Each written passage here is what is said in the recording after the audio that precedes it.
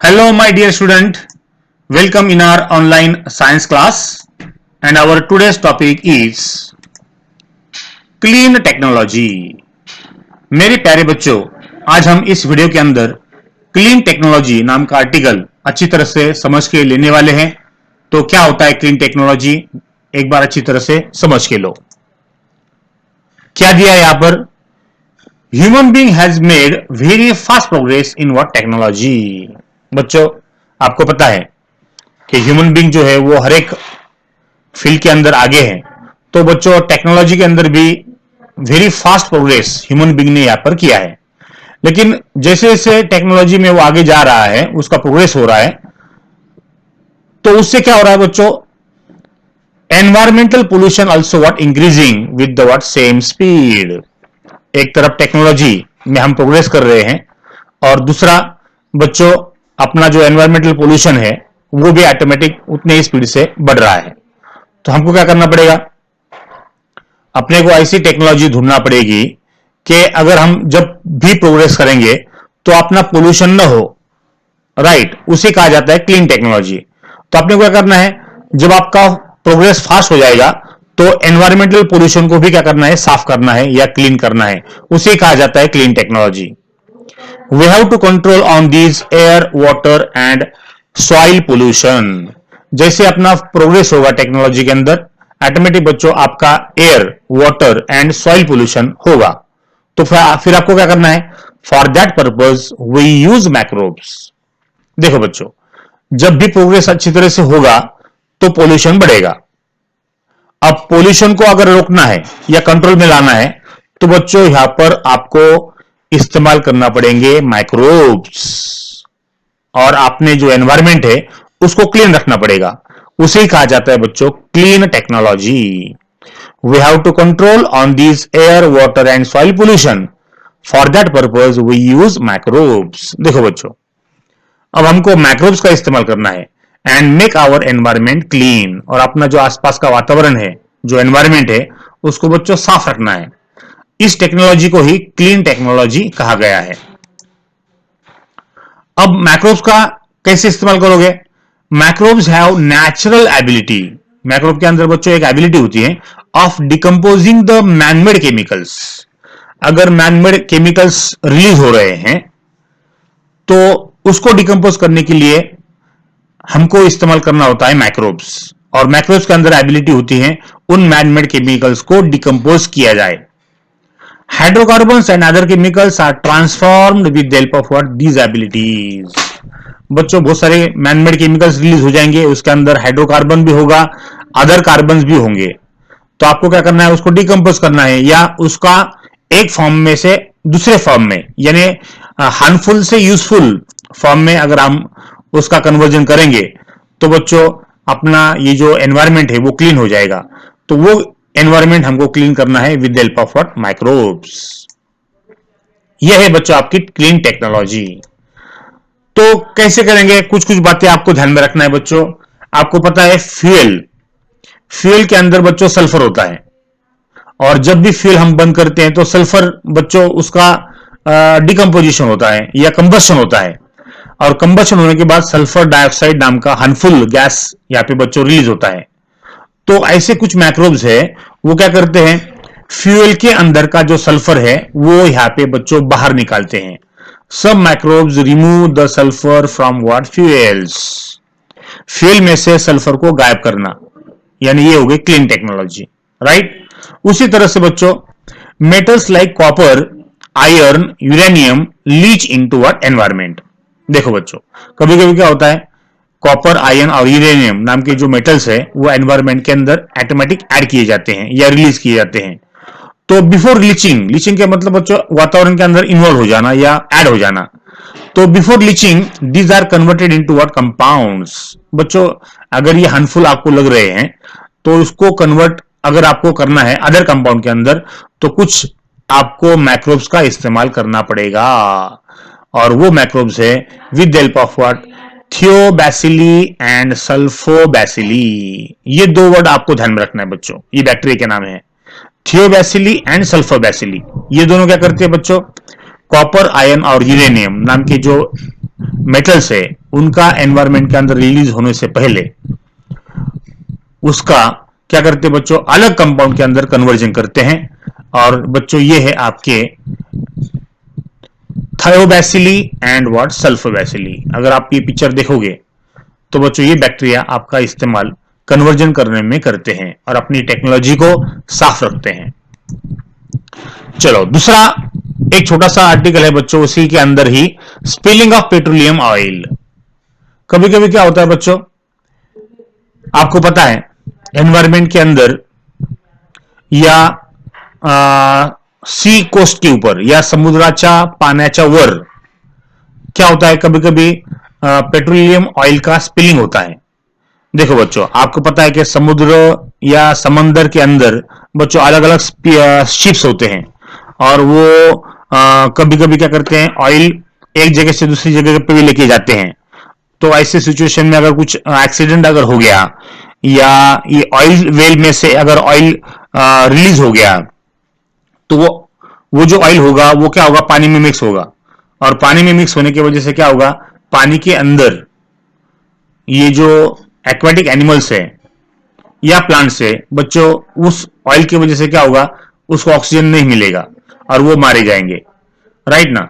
तो petroleum oil का समुद्राच्या पाण्यामध्ये मिक्स होने के प्रोसेस को बच्चों क्या कहा जाता है, spilling of what petroleum oil, जिसके वजह से dead fishes and oily water at the what sea coast. देखो उससे क्या होता है बच्चों, ऑयल पानी के ऊपर आ जाता है और उससे बच्चों एक्वाटिक एनिमल्स ये हार्मफुल, उनके लिए हार्मफुल होता है ये सारी चीजें और ये मारे जाते हैं। देखो बच्चों यहाँ पे शिप बताया है और शिप के अंदर के आसपास अगर आप ध्यान से देखोगे तो ये ऑयल है, ब्लैक ब्लैक कलर का जो दिख रहा है ना, ये आपका ऑयल है बच्चों। उसे कहा जाता है स्पिलिंग ऑफ पेट्रोलियम ऑयल। उससे होता क्या है बच्चों, देखो स्पिलिंग ऑफ पेट्रोलियम ऑयल में prove fatal and toxic to what aquatic organism. बच्चों ये हार्मफुल हो सकता है या विषारी हो सकता है, किसके लिए, एक्वाटिक ऑर्गेनिज्म के लिए, right. To remove this oil bacteria like pseudomonas species, ये जो एसपीपी है ना बच्चों, तो पहला एसपी जो है वो स्पेसीज है और दूसरा जो पी है उसे कहा जाता है प्लूरालिस। तो स्पेसीज प्लूरालिस ये शॉर्ट फॉर्म है एसपीपी का। तो जब भी पानी के अंदर ऑयल का स्पिलिंग होगा तो बच्चों आपको इस्तेमाल करना है दो बैक्टीरिया, पहला है सुडोमोनाज स्पेसीज या स्पेसीज प्लूरालिसिस और दूसरा बैक्टीरिया है बच्चों अल्कैनोहोरेक्स बोर्कुमेंसिस। ये दो बैक्टीरिया क्या करते हैं बच्चों, ऑयल को डिकम्पोज करते हैं। They have ability to destroy the pyridines and what other chemicals. Oil के अंदर के जो केमिकल्स होते हैं ना बच्चों, जिसका नाम है पैराडीन्स, और साथ ही अदर केमिकल्स को वो क्या करते हैं, डिस्ट्रॉय करते हैं। और डिस्ट्रॉय करने से पानी वापस साफ हो जाता है, वहां का जो ऑयल है उसको वो डाइजेस्ट कर लेते हैं, राइट। तो इस तरह से स्पिलिंग ऑफ पेट्रोलियम हो जाता है और वो जो पेट्रोलियम ऑयल है उसको डाइजेस्ट करके बच्चों पानी वापस अपना साफ हो जाता है और एनवायरमेंट क्लीन हो जाती है, right. So these bacteria are used to clear oil spills. These are called as hydrocarbonoclastic bacteria. उसके अंदर के जो हाइड्रोकार्बन है बच्चों उनको ब्रेक डाउन करते हैं। क्लास्टिक का मतलब होता है ब्रेक डाउन, हाइड्रोकार्बन को ब्रेक डाउन करने वाले बैक्टीरिया को कहा जाता है हाइड्रोकार्बोनोक्लास्टिक बैक्टीरिया, जिसका शॉर्ट फॉर्म है HCB, हाइड्रोकार्बोनोब्लास्टिक बैक्टीरिया, राइट। और अपना जो एनवायरमेंट है, अपना जो समुद्र सा पानी है वो साफ ऑटोमेटिक हो जाता है, right. Hydrocarbonoplastic bacteria HCB decompose the hydrocarbons and bring about the reaction of what carbon and oxygen. देखो बच्चों, अब हाइड्रोकार्बन के अंदर आपको पता है हाइड्रोजन और कार्बन होते हैं, राइट ना। तो उसका क्या होता है, डिकम्पोजिशन, और उसका रिएक्शन क्या होता है, हवा के अंदर का जो ऑक्सीजन होता है ना बच्चों उससे होता है। तो हाइड्रोजन का हवा के अंदर का या एटमॉस्फेयर के अंदर का जो ऑक्सीजन होता है उसके अंदर रिएक्शन होकर बच्चों बनता है H2O, हाइड्रो यानी हाइड्रोजन, और उसका रिएक्शन एनवायरमेंट के ऑक्सीजन के अंदर यानी पानी फॉर्म होता है। उसी तरह से हाइड्रोकार्बन का जो कार्बन होता है उसका भी रिएक्शन काय के अंदर होता है बच्चों, ऑक्सीजन के साथ होता है, जो एटमॉस्फेयर के अंदर होता है। कार्बन का ऑक्सीजन के अंदर एटमॉस्फेयर से रिएक्शन होने के बाद बनता है कार्बन डाइऑक्साइड, राइट। तो हाइड्रोकार्बन से अपने को दो चीजें मिलती हैं, जिसे कहा जाता है कार्बन डाइऑक्साइड और व्हाट, पानी। तो ये दोनों चीजें फॉर्म होती हैं, ओके। तो ये है बच्चों आपका spilling of what, petroleum oil. अब हम देखेंगे प्लास्टिक बॉटल्स। क्या होती है प्लास्टिक बॉटल? बच्चों आपको पता है प्लास्टिक बोतल का हम इस्तेमाल बहुत सारा पानी पीने के लिए करते हैं और बाद में वो जो बोतल है वो फेंक देते हैं, या प्लास्टिक से रिलेटेड बहुत सारी चीजें हम इस्तेमाल करते हैं उसको फेंक देते हैं, और उसका बनता है बच्चों कचरा, और वो कचरा बच्चों हार्मफुल है, उसका बन जाता है पोल्यूशन। तो यहाँ पे प्लास्टिक के बोटल्स को डिकम्पोज कैसे किया जाए और अपना एनवायरमेंट क्लीन कैसे किया जाए, यही चीज आपने को इस आर्टिकल के अंदर देखना है। Plastic bottle. अब बच्चों ध्यान दो, प्लास्टिक बॉटल किससे बनती है? Plastic bottles are from the what, chemical substance. एक केमिकल सब्सटेंस है जिससे प्लास्टिक बॉटल बनती है, उसे कहा जाता है बच्चों पीईटी, पेट। और पेट क्या है बच्चों? पॉलीइथाइलीन टेरेथैलेट पॉलीस्टर, ये पेट का लॉन्ग फॉर्म है। इस केमिकल सब्सटेंसेस से बच्चों प्लास्टिक की बोतल बनाई जाती है, राइट।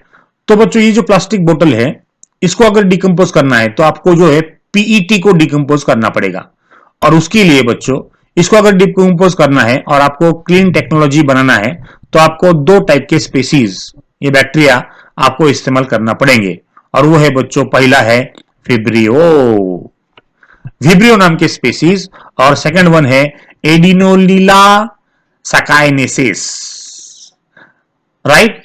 तो ये एडिनोलिला सकाइनेसिस नाम की और विब्रियो नाम का जो स्पेसीज है बच्चों, इन दोनों का इस्तेमाल करके आप प्लास्टिक बोतल को या पीईटी को डिकम्पोज कर सकते हैं। उसी तरह से बच्चों रबर भी होता है, रबर को भी डिकम्पोज करने का बच्चों एबिलिटी माइक्रोब्स के अंदर होती है, और एनवायरमेंट को हम साफ कर सकते हैं। Species of fungi, right, fungi. अब फंगाई की स्पीसीज बच्चों देखो कौन कौन से नाम है, ध्यान से देखो। एक्टिनोमाइसिटिस, स्ट्रेप्टोमाइसेस, नोकार्डिया, एक्टिनोप्लेन्स नाम की जो स्पीसीज बच्चों फंगाई के, इनके अंदर एबिलिटी होती है of what, decomposing rubber from what, garbage. ये देखो बच्चों ये गार्बेज है, और गार्बेज के अंदर बच्चों रबर है।